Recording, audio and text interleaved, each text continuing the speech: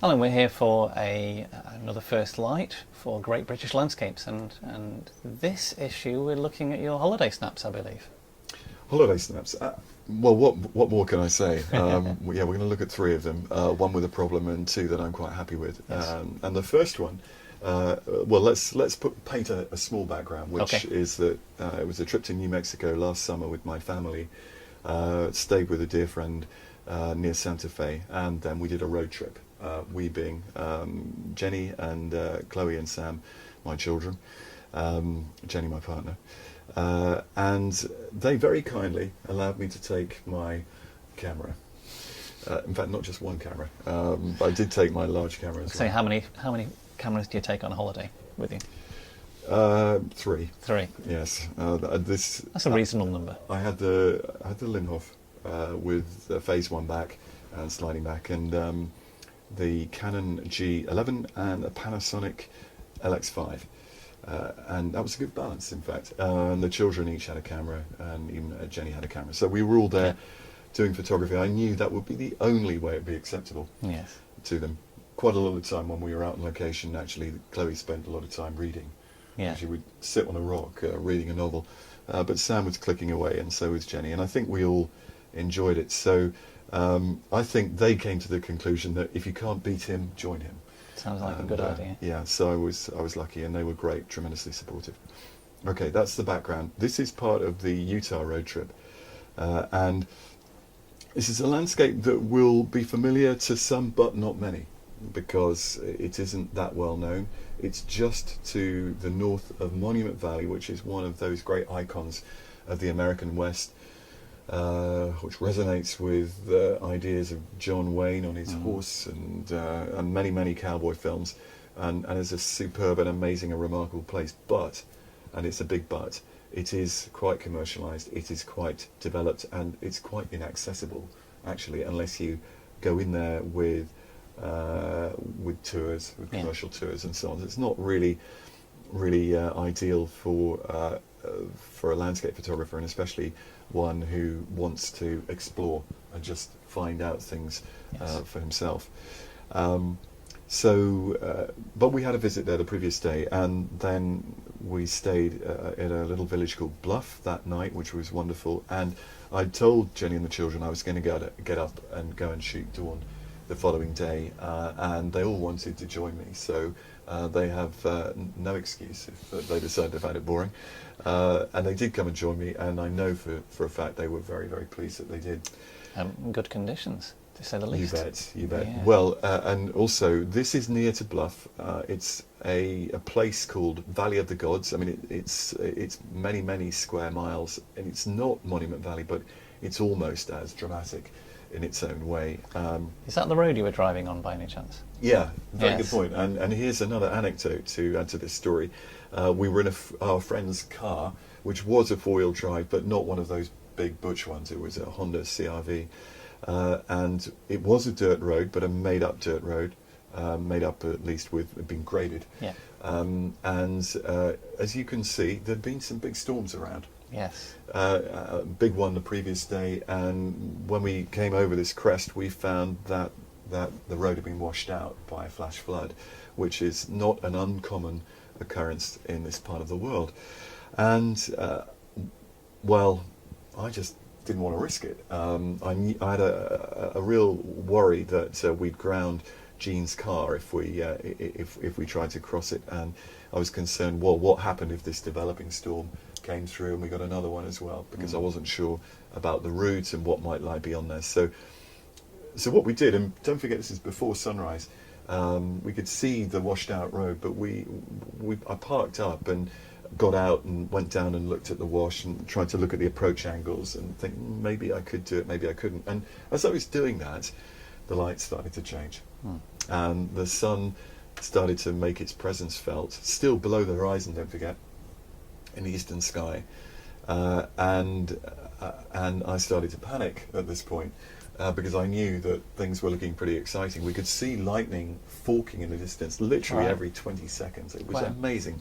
Already the sky was full of drama, and then these colours started to arise, and at that point I knew, knowing we were that far south, things happen very fast, much faster than they do generally where we live at 55 degrees north. So, because the sun is rising more vertically, effectively.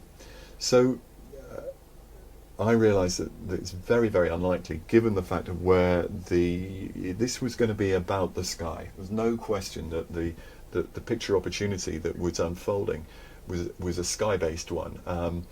But I'm not one to just photograph the sky on its own, so I wanted to find a context and do so pretty quickly.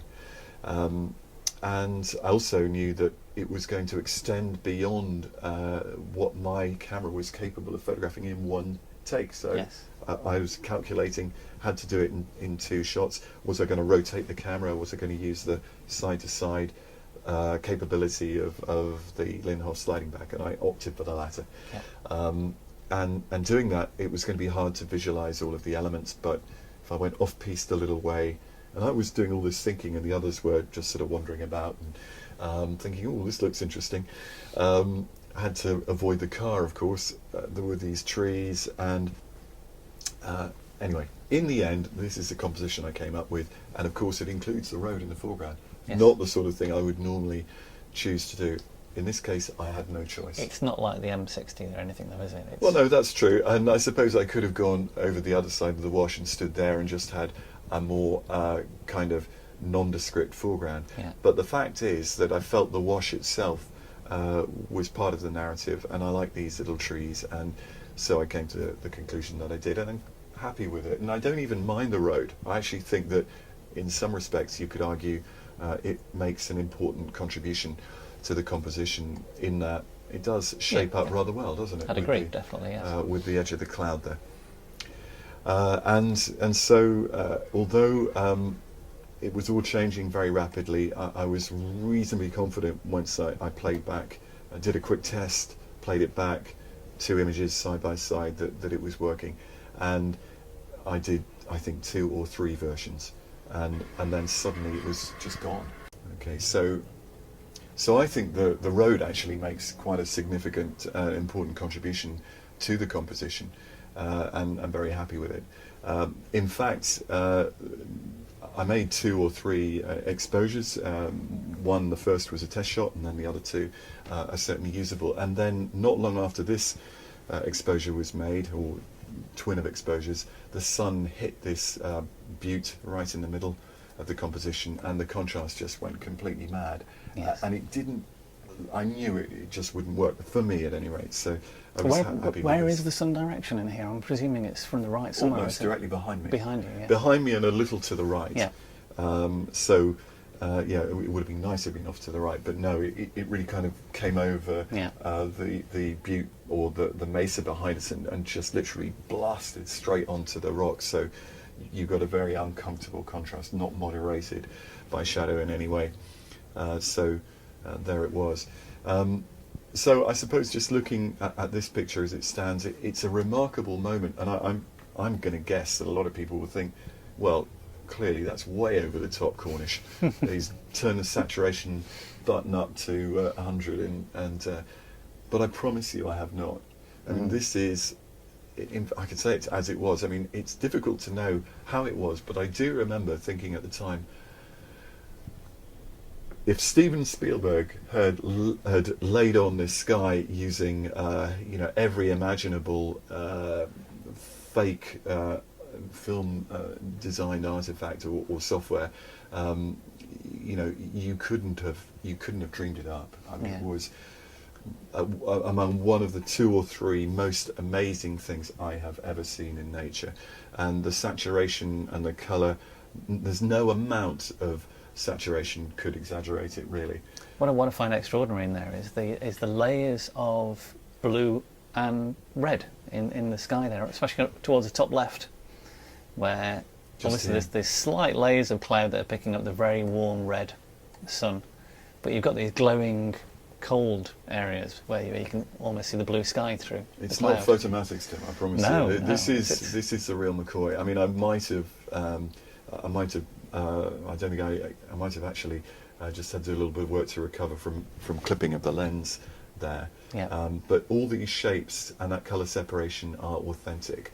That is what was going on. In fact, one of the reasons to photograph this scene was that it all was happening so quickly, and it was all so amazing that there was no time to really scrutinise it and to enjoy it. And so I was almost recording it literally for my own posterity, so that I could enjoy it and study it in the kind of I mean, this is what stills photography is about to a large extent, is being able to study an image without it changing, to look at the way the world is, to look at the way the world works, and the remarkable qualities of it. But no, I was going to say this light is very characteristic storm light, and I mentioned to you earlier when we saw this picture that I used to have dreams about skies like this when I was young, and it always confused me, where did these dreams come from, until I mentioned it to my parents. And I grew up till the age of about 4 in Singapore, so this would have been monsoon storms, tropical storms. Yeah, so I think that's a very good analogy. So your memory is in a way sort of impregnated with these experiences from a young age, and they are otherworldly. It's apocalyptic almost.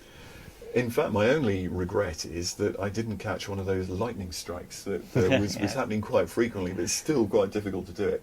The exposure time is probably half a second. It's nothing, maybe a quarter of a second. What's quite striking as well is around the rainstorm and the colours that are arising around the ground area. Orange, magenta, yellow, pillowbox red, who knows? I mean, there's all sorts of different variations on red, and it just bleeds into blue elsewhere in the sky.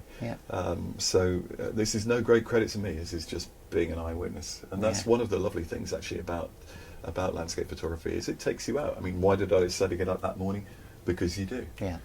And when you're on location, you have those opportunities, and I feel very blessed essentially that I was able to experience this with my family, and it was quite a bonding kind of experience, and we were all like, wow, that's amazing. They were quite impressed with it as well then, weren't they? Were impressed. I think that they realised that, you know, Dad's job wasn't as nuts as they probably thought it was before. And you said, oh, it's like this every morning. If only. Actually, probably not if only, because if it was like that every morning, well, it wouldn't be special, would it? I do have one thought. I mean, there's a few other things one could mention, but I think essentially the compositional setup is quite simple. You can see that this isn't quite perfect. I had to end up cropping into that tree the way my camera was set up, and in the end I've left it with that open corner. I tried cropping it a bit tighter, and it didn't quite work for me. I probably should make it a tiny bit darker there, but that apart, I think the resolution of it in terms of being resolved as a composition is reasonable, and I think most people will be relatively sympathetic to my predicament, which is that these things don't give you a lot of time to get something really clever or splendid, magnificent, as it were, compositioning together. However, I do have one final thought on that, which is that Sam, who was at the time, was he 16? Yes, he was 16.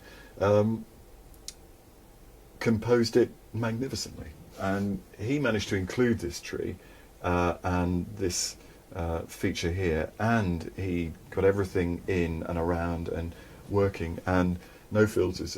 Well, in fact, maybe he did have a graduated filter.